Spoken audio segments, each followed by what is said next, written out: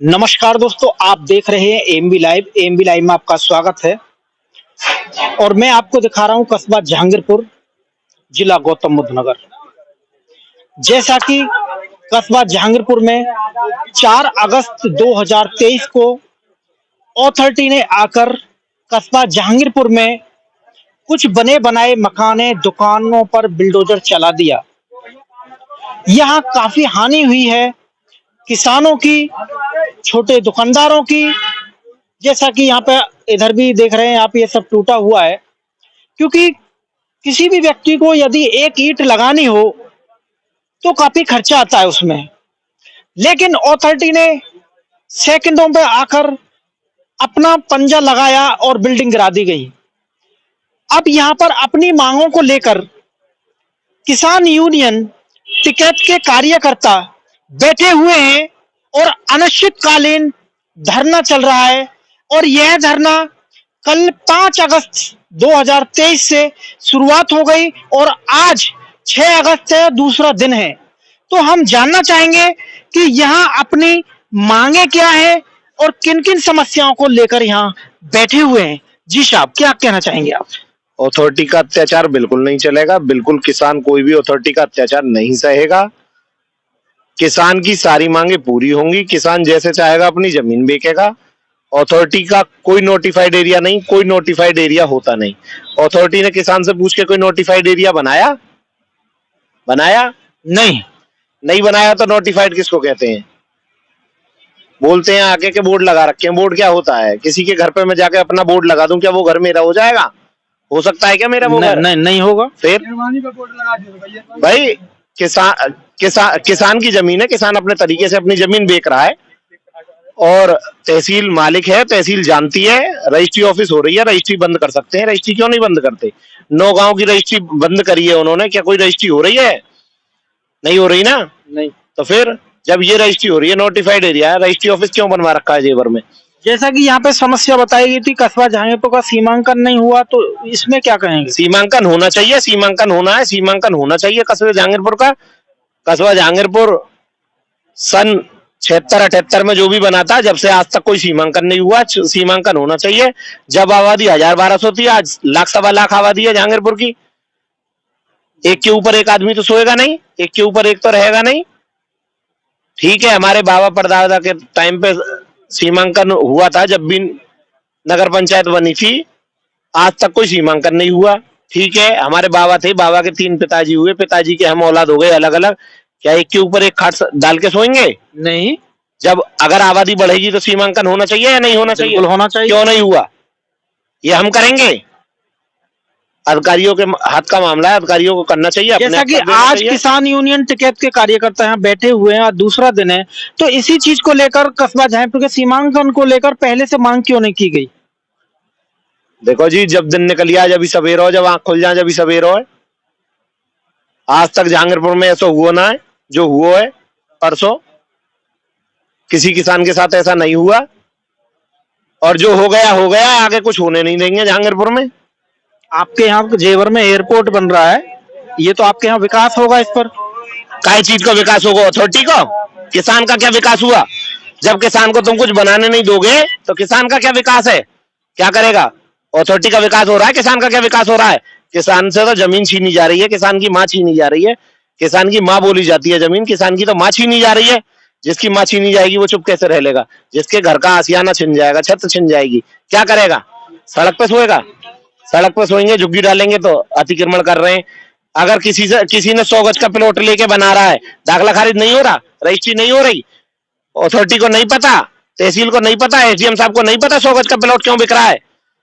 मसूर बोएगा क्या 100 गज के प्लॉट में? सब्जी बोएगा आदमी, घर बनाएगा, सब जानते हैं। क्यों कर रहे हैं दाखला खारिज?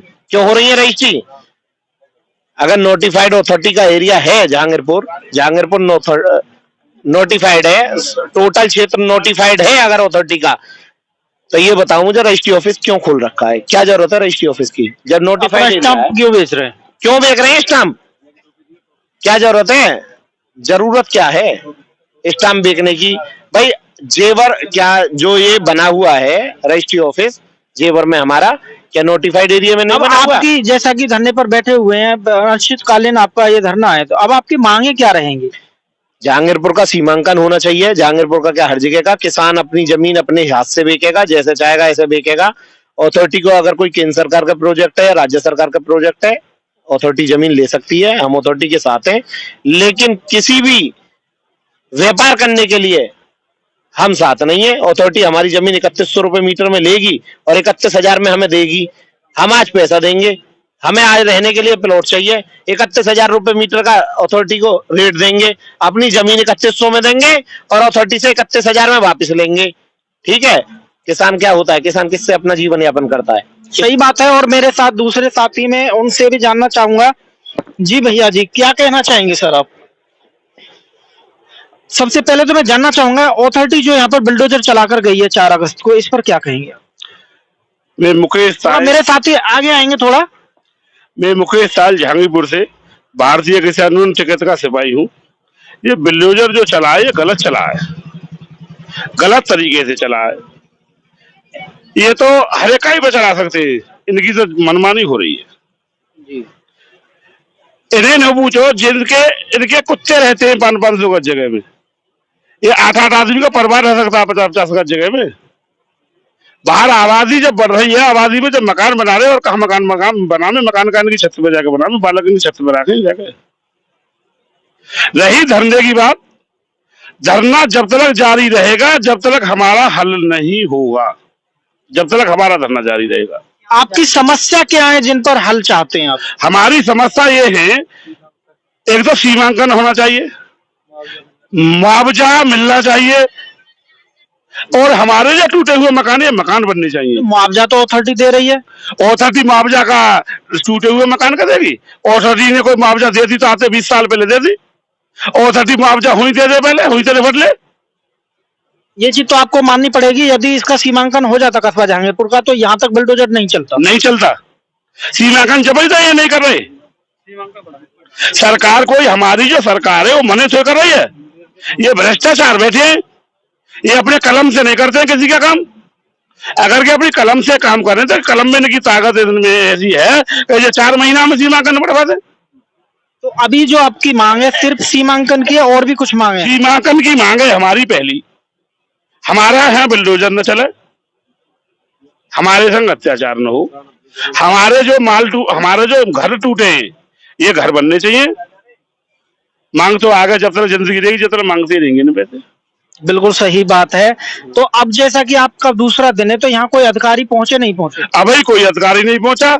11 तारीख की हमारी पंचायत है, कल हम ज्ञापन देंगे एसडीएम साहब को जेवर। हमारी 11 नहीं, महापंचायत मान लो, पंचायत मान लो, महेंद्र सिंह चौरोली के नेतृत्व में होगी। 11 तारीख का हमारा तारीख लग गई है। दोस्तों, जैसा कि आप सुन रहे हैं, 11 अगस्त 2023 को यहाँ इनकी महापंचायत है, जहाँ लोग पहुंचेंगे किसान यूनियन से, और अन्य किसान यूनियन भी हो सकता है कि इसमें भूमिका लेंगी। ये बहुत बड़ी महापंचायत होगी। किसानों की समस्या है, सभी लोगों की, आम आदमी की भी समस्या है, तो यहाँ पर अपनी समस्याओं को लेकर यहाँ बैठेंगे। तो मैं जानना चाहूंगा, जैसा कि बैठे, किसी प्रकार की कोई आपके साथ पुलिस ने कोई अभद्रता तो नहीं की? पुलिस ने अभद्रता तो नहीं की, पर सुबह सुबह और उन्होंने हमारे साथ ठीक नहीं किया। जैसे क्या? जैसे हमें माइक नहीं लगाने दिया, हमारे लोगों को तंबू नहीं काटने दिया कि परमिशन लाओ। हमारे साथ हमने जब पंचायत के लिए बैठ रहे थे, तो हम पे तो धारा 144 लागू थी। जब हमारे मकान तोड़े, और यहाँ जहाँ लाखों, जहाँ 1000-1500 आदमी थे, इनके लिए 144 धारा लागू नहीं थी। धारा लागू तो हमारे किसान आदमी के लिए है, इनके लिए थोड़ी कुछ। मकान टूटने में क्या कोई आप राजनीतिक वो मान सकते हैं इसमें, राजनीतिक साजिश? नहीं, हम तो राजनीतिक साजिश माने, राजनीतिक साजिश तो क्या मानेंगे? हमारा राजनीति से क्या मतलब? हमने वोट दे दिया, हमने गलत काम कर दिया? योगी बाबा को हमने वोट दे दिया, कोई गलत काम तो कर दिया उनके साथ? भाई हम जिसमें रह रहे हैं, हमारे साथ ऐसा ना क्यों हो रहा है? जो हमारे मकान भी टूट रहे हैं, हम रहे कहाँ? और मेरे साथ है, युवा हैं, मैं थोड़ा उनसे भी जानना चाहूंगा। और युवा हैं, देश की रीढ़ की हड्डी हैं। जी, क्या कुछ कहना चाहेंगे आप? इस सरकार ने देश की रीढ़ की हड्डी युवा छोड़ा कहाँ है? युवा तो इन्होंने खत्म कर दिया। रोजगार इस देश में नहीं है। आशियाना युवाओं का टूट रहा है, तो इस देश का युवा रीढ़ की हड्डी रह कहाँ गया? मैं तो सरकार से ये पूछना चाहता हूँ कि देश का युवा रीढ़ की हड्डी रह कहाँ गया? रीढ़ की हड्डी होता तो ये सरकार युवाओं की सुनती, उनको रोजगार देती। एयरपोर्ट में बाहर के लोगों को बसाया जा रहा है, बाहर के लोगों को नौकरी दी जा रही है, लोकल एरिया के लोगों को लिए कोई नौकरी नहीं। दोस्तों जैसा कि आप देख रहे हैं युवा हैं, इन्हें कहीं जॉब कर रहे होते या कोई बिजनेस कर रहे होते, लेकिन हम यहाँ देख रहे हैं ये धरने पर बैठे हुए। अब देश का युवा धरने पर बैठेगा तो देश का क्या होगा, देश का रोजगार का क्या होगा? अब रोजगार है देश में नहीं है जी, तो और क्या कुछ कहना चाहेंगे आप अथॉरिटी पर, क्या कहेंगे? और तो यमुना अथॉरिटी ने ये बिल्कुल गलत काम किया है, इसको पहले नोटिस देना चाहिए था, नोटिस नहीं दिया, नोटिस दिया भी कि एक दो बंदे को, तो उसका टाइम टेबल नहीं दिया। टाइम टेबल 10 तारीख का दिया, उससे पहले ही 4 तारीख में आके बुलडोजर चला दिया, जिससे अपनी किसान कुछ भी सुनवाई के लिए कार्रवाई करता, उन्हें कार्रवाई करने का कोई भी मौका नहीं दिया गया। टाइम टेबल आपको 10 अगस्त का दिया था जी, हमें 10 जुलाई को नोटिस जारी किया इन्होंने, जो कि 26 जुलाई को प्राप्त हुआ। उसमें नोटिस में लिखा गया था कि 15 दिन तक आपको समय दिया जाता है। जब 26 जुलाई में नोटिस दिया गया तो 11 अगस्त को उसका टाइम होता है, इन्होंने 4 अगस्त में बुलडोजर चला दिया। ये तो किसान के साथ अत्याचार हो रहा है ना जी। तो अब आपकी मांग क्या रहेगी? मांग ये रहेगी जहांगीरपुर नगर पंचायत का सीमांकन हो, जो मकाने टूटे उनका मुआवजा दिया जाए, और उनको जैसे जिस स्थिति में उनका सीमांकन करके उनको ये अथॉरिटी लेटर बना के दे कि आज के बाद इनके साथ कोई भी ये अभद्रता और इनका मकान कोई नहीं टूट जाएगा, नहीं कोई बुलडोजर आएगा। अगर अथॉरिटी ये कहती है कि अथॉरिटी की जगह तो इसका मुआवजा दे और इसको सारे को उठा के अलग इनकी कॉलोनी बसाए जिसमें इनका आशियाना बन सके। जब एक बात बताओ, यहाँ अथॉरिटी की यहाँ की जमीन है, तो अथॉरिटी जमीन होते सोते फिर उन्होंने बैना में क्यों नहीं रोक लगाई? पहली बात तो बैना में भी रोक लगानी चाहिए। बैना में ही ना होते तो यहाँ खेत अथॉरिटी अपने आप कब्जे में ले लेती। सबसे पहली बात तो ये है। नंबर दूसरी कि जब इतना 76 से सीमांकन नहीं बढ़ा, उस दिन से अब तक सीमांकन तो बढ़ना चाहिए ना। सीमांकन तो यहाँ के जो चेयरमैन रहे अभी तक, उन्हें मांग करनी थी, उन्हें आगे बढ़ना था सीमांकन पे। खूब मांग करी। जब एक बताओ ऊपर अधिकारी लिख के देंगे जब तो सीमांकन बढ़ेगी। जब अधिकारी लिख के देते नहीं है, करते नहीं है काम किसी का, मोटे के चक्कर में डोलते हैं। अब दे आओ मोटा, कितने कहाँ से दोगे मोटा? मकान टूट गए, लाखों करोड़ों का नुकसान हो गया यहाँ पे। बताओ, आते हैं चला देते हैं बुलडोजर, किसी की सुनते नहीं है। किसी पे नोटिस है, किसी पे नोटिस नहीं है, उसके भी लाठीचार्ज कर दिया, ले आए 1000 एक आदमी। तो जब उनको 144 लाख धारा नहीं थी, अब धारा 44 लग रही है। तो 4 अपना ये धरना कब तक रहेगा? ये जब तक रहेगा जब तक ये समस्या का सॉल्यूशन नहीं होगा। आर पार का धरना है ये, और ईंट में ईंट मार के जाएगा किसान यहाँ से। ऐसा नहीं है व्यक्तिगत मेरा ही है, यहाँ पे पर्सनल सभी का है, यहाँ क्षेत्रवासियों का।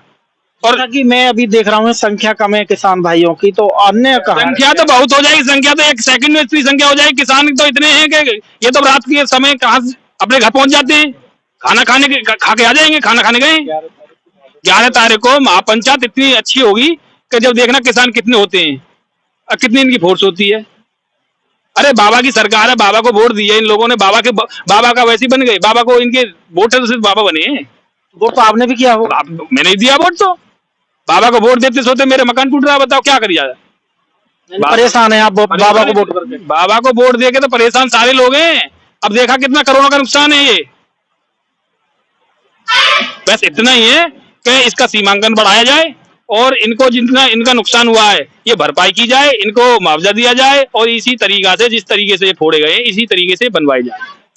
दोस्तों जैसा कि आप देख रहे थे एएमबी लाइव, और यहाँ पर अपनी जो समस्याएं हैं वो बताई हैं। सबसे बड़ी जो मांग है वो कस्बा जो जहांगीरपुर है उसके सीमांकन की है। उसके बाद जो बिल्डोजर चला है, उनका जो नुकसान हुआ है उसकी मुआवजे की मांग करी जा रही है। अगर हम बात करते हैं कि सुरक्षा की, किसानों की जो सुरक्षा के लिए बात करते हैं, अगर यहाँ देखना चाहे तो यह किस तरीका से यहाँ मकाना टूटे पड़े हैं। अगर यहाँ पर किसी तरीका का कोई अगर सांप निकल आए या कोई बिच्छू निकल आए तो किसानों को काटेगा और किसान मरेगा। ना किसी प्रकार की कोई यहाँ पे सुविधा, ना कोई प्रशासन का कोई आदमी, प्रशासन का आदमी नहीं है। यहाँ जो किसान है भरी बारिश में लगभग रात के 10 बजने जा रहे हैं और यहाँ किसान रात्रि में बैठे, और ये 2 दिन से यहाँ पे बैठे, क्या इनकी कोई सुध लेने वाला है नहीं? मैं सरकार से अनुरोध करना चाहूंगा, ऐसे किसानों को कम से कम कुछ ना कुछ इनको प्रशासन का सहयोग मिलना चाहिए। जिस तरीका से यहाँ देख पा रहे हो आप, यहाँ से अगर सांप निकल आए, बिच्छू निकल आए और यहाँ किसान पूरी रात सोते हैं, यहाँ इनको 2 दिन हो गए सोते सोते, और लाइट की भी कोई ढंग से व्यवस्था नहीं, उन्होंने अपनी तरीका से कोई व्यवस्था कर रखी है। मैं शासन और प्रशासन से केवल ये कहना चाहूंगा कि इस तरीका के किसानों के लिए थोड़ी सी मदद जरूर की जाए, जिस तरीका से उनको कोई इस तरीका का नुकसान न पहुंचे। किसान रो रहा है खून के आंसू, क्यों उनके साथ इस तरीका की बर्बरता की जाती है? सरकार कम से कम इन किसानों तरफ तो ध्यान दे जो अन्नदाता होते हैं। एक तरफ किसान बोलते हैं कि किसान अन्नदाता है और दूसरी तरफ उनको ध्यान नहीं दे, उनके मकान तोड़ जाते, उनके बच्चे रोड पे बैठे हैं, यहाँ किसी प्रकार की सुविधा उपलब्ध नहीं है, ना कोई शासन का आदमी प्रशासन का आदमी। रात्रि के लगभग 10 बज चुके हैं, यहाँ किसान कुछ खाना खाने के कुछ यहाँ पर बैठे हुए। दर्शकों बने रहे हमारे चैनल AMB लाइव। मैं बसंत और मेरे शर्मा जी जहांगीरपुर से।